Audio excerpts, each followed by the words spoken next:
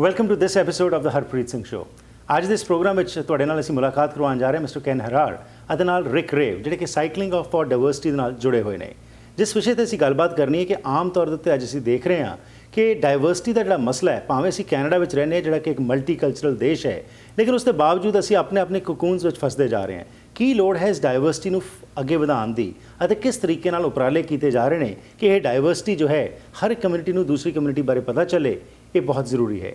ਇਸ ਵਿਸ਼ੇ ਤੇ ਆਓ ਗੱਲਬਾਤ ਕਰਦੇ ਹਾਂ ਕਿ ਕਿਸ ਤਰ੍ਹਾਂ ਇਹ ਸੰਸਥਾ ਸਾਈਕਲਿੰਗ ਫॉर ਡਾਇਵਰਸਿਟੀ ਨੇ ਕੋਸ਼ਿਸ਼ ਕੀਤੀ ਕਿ ਇੱਕ ਸਾਈਕਲਿੰਗ ਦੇ ਮਾਧਿਅਮ ਰਾਹੀਂ ਲੋਕਾਂ ਤੱਕ ਇਹ ਗੱਲ ਫੈਲਾਈ ਜਾਏ ਕਿ ਡਾਇਵਰਸਿਟੀ ਬਹੁਤ ਜ਼ਰੂਰੀ ਹੈ।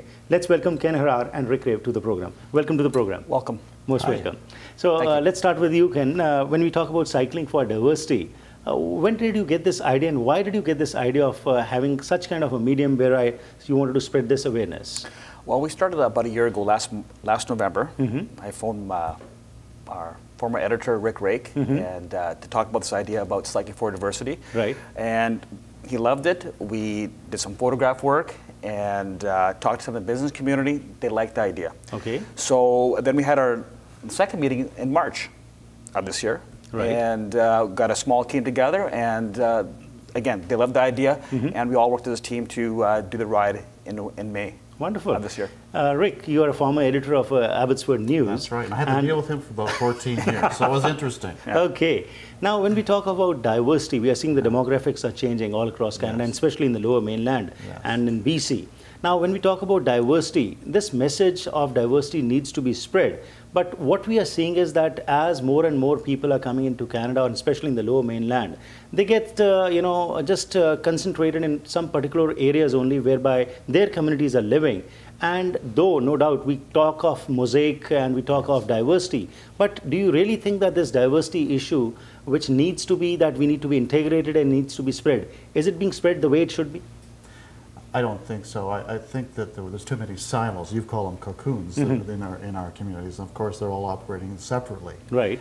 In Abbotsford alone, there's a federal program, $450,000, that was introduced by Ed Fast. And we have a woman named Med Manzanel, who's actually our diversity officer in Abbotsford for a 3-year program. Right. If everything was okay, we wouldn't have that program. She is trying to bring the communities together. Let's talk to one another. Let's hear each other's stories. Right. So when we talk about hearing each other's stories, what kind of efforts can be made? And like Cycling for Diversity was one such example whereby you thought of initiating this process, going to the people, meeting them, and talking about diversity. What was your experience and what was your role in this basically? Well, we got a little smart. We went to the high schools, we went to the elementary schools. We're talking to people when they're young. When you get to be our age, you're sort of set in your ways and you're set in your thoughts. When you talk to young people about diversity, make friends with someone that speaks a different language, different skin color, different religion. Right. Do that. And these kids, they go home and they see their parents not doing this, not integrating, and say, hey, Mom and Dad, it's time to smarten up. Okay. Yeah. And Ken, from what perspective you think this issue, what we have talked, needs to be addressed?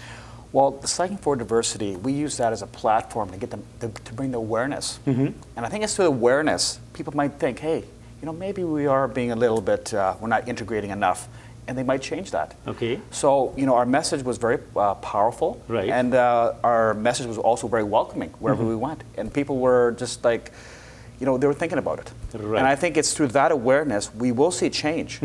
And that's why this Cycling for Diversity ride we did, we also received a proclamation from the province of BC. I think it has a wonderful future. Right. And something that can be in place that we should continue on doing this to get this message out there. When we talk of the proclamation and the kind of recognition you got by doing this, what was the kind of message you were trying to spread? And by cycling, if you could just tell us in details about this project, where you started, where you went, and during the way, what kind of people you met, and what was the kind of acceptance from the people of this message? Right. We started a mission on May 18th. Okay. And we did Mission Abbotsford, Langley, Surrey, New West, Burnaby, and Vancouver, Richmond, then Victoria. Okay. So we did it over 4 days, and it was some 200 kilometers. Right. And like Rick said, we did 8 schools, 23 stops, and yeah, so it was great. And you know, I went out to the business communities and ordinary folks, and nobody said no. everybody always said, how can we help you? Right. So people want to hear this message. Okay. Yeah. And when we talk of the youngsters, as you went to the high schools also, but you also met the common people on the roads also. Right. Now, when we say the people are ready to accept, but here Rick pointed a point that the youngsters are ready, but when they see that this is not happening in the homes or in the society where they're living, they are confused, they don't know what to do. And there are many examples. You also faced one such incident whereby you were not allowed to enter into a particular place because of your skin color. Right. Now, we are living in this 21st century Canada whereby we talk of equality. Well, practically, is it actually existing? And as you said that by these kind of cycling missions, you're trying to create awareness.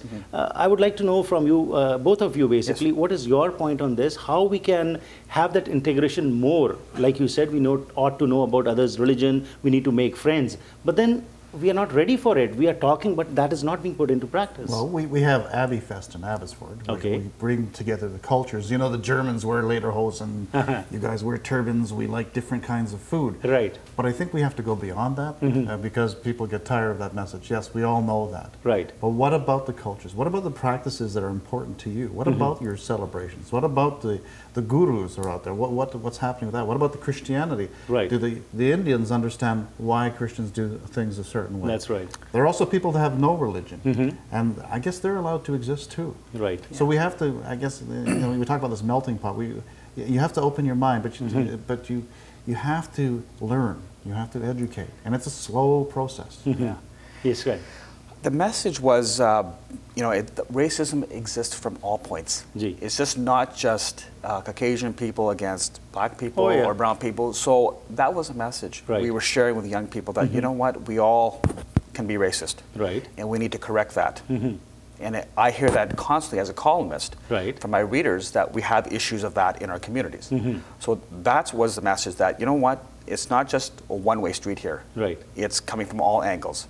And, I shared that example from the party incident I had last Christmas. Right. And, some of the kids going, wow, that still happens today? Well, our society hasn't changed that much from 40, 50, 60 years ago. Right. We still have racism. And we were, that was part of the message. A, we want to celebrate diversity. That was part of our message. The other part was talking about issues in our communities. Right. And we had other writers too that came with us, and they all shared in the message too. So we want to make the message real, and that's important. I think sometimes we celebrate diversity, but we're not talking about the issues.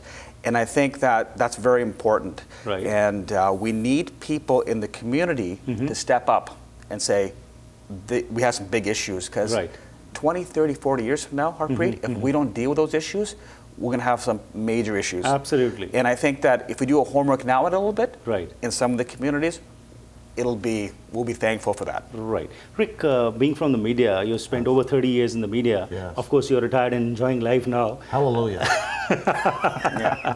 So how did you spread this message to the common persons also that they should also get involved? Because when these kind of missions are started, people or the organizations do the best what they can do, but they're not able to involve the people at large. So what was your method whereby you involve the people? Again, showcasing these kind of events. I'm not with the media. I wasn't with the media when we did this, but I use social media to talk to the people. The people that follow me of all different colors, all different people, of like minds who like to share cultural issues. Right. The thing is, to just hammer the message, keep hammering the message away, but engaging people. I think that the other half of social media is actually meeting people and talking to them, seeing, and if someone is off track, to say, you know what, I think you should just rethink that. You give that some second thought. Right. You have to open your mind. You have to be able to talk in a way that is meaningful. And the media is a venue, but the traditional media is not the only way to do it. Right. Social media, Facebook, you name it. We've been using Facebook for the Cycling for Diversity for some time, and we've got a great following. Right. And when we talk of the media also, from your perspective, is the media playing its due role in spreading this message of diversity, or is it just once in a while when some occasion is there, we just bring in something, of course, like Diwali celebration or something else, whereby just that is focused? Do you think something more needs to be done? I think we can go beyond that. You can always be better. Right. As a media, I think they're trying, but you know what's happening to media today? They're reducing themselves to greatness, and they're getting smaller. And so things like social media are new channels that are going to have to be operated. Right.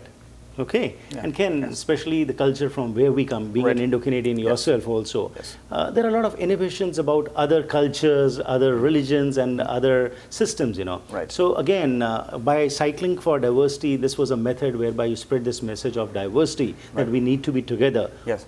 In future also, what are your plans whereby more community can be involved, and also this message goes right across to the people to whom it matters also? Right. Actually, you know what? We're here now in October. Rick and I are still talking about this, having TV programs and speaking to people. So this has been a whole year. Right. This whole Cycling for Diversity, and it's a story that keeps giving back. Yeah. We're just keeping talking about it. So. Right. And we're asking people to get involved. Right. And, you know, come out. We need more people in the organizational structure.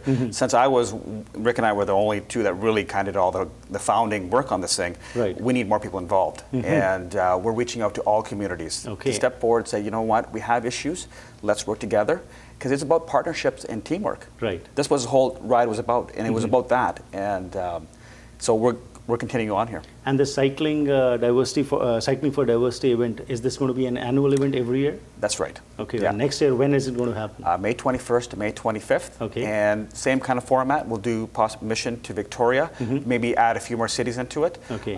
And we have Serena Dirksen. She's the executive coordinator for next year. Right. And for those who are interested, the email is cycling4, as in number 4, diversity@gmail.com. Great. And yeah.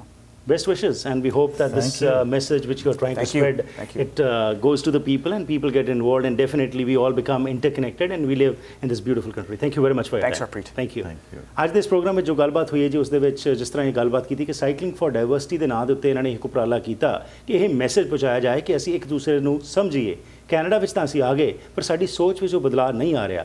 ਅੱਜ ਵੀ ਅਸੀਂ ਉਹਨਾਂ ਚੀਜ਼ਾਂ ਨਾਲ ਹੀ ਜੁੜੇ ਹੋਏ ਹਾਂ ਤੇ ਅਸੀਂ ਸਮਝਦੇ ਹਾਂ ਕਿ ਅਸੀਂ ਆਪਣੇ ਹੀ ਭਾਈਚਾਰੇ ਵਿੱਚ ਰਹਿ ਕੇ ਤਰੱਕੀ ਕਰ ਰਹੇ ਹਾਂ, ਪਰ ਇਸ ਮੁਲਕ ਦੀ ਬਿਹਤਰੀ ਵਾਸਤੇ ਸਾਨੂੰ ਇੱਕ ਦੂਸਰੇ ਨੂੰ ਸਮਝਣਾ ਲਾਜ਼ਮੀ ਹੈ, ਜ਼ਰੂਰੀ ਹੈ। ਤੇ ਜੇਕਰ ਅਸੀਂ ਇਹ ਚੀਜ਼ਾਂ ਨੂੰ ਨਹੀਂ ਫੋਲੋ ਕਰਦੇ ਤਾਂ ਆਉਣ ਵਾਲਾ ਜਿਹੜਾ ਸਮਾਂ ਹੈ ਉਸ ਵਿੱਚ ਸਾਨੂੰ ਜ਼ਰੂਰ ਸੋਚਣਾ ਪਏਗਾ ਕਿਤੇ ਸਾਡਾ ਇਸ ਦਾ ਕੋਈ ਨੁਕਸਾਨ ਸਾਡੇ ਨੌਜਵਾਨਾਂ ਨੂੰ, ਸਾਡੇ ਆਉਣ ਵਾਲੀ ਪੀੜ੍ਹੀ ਨੂੰ ਨਾ ਚੁੱਕਣਾ ਪਵੇ।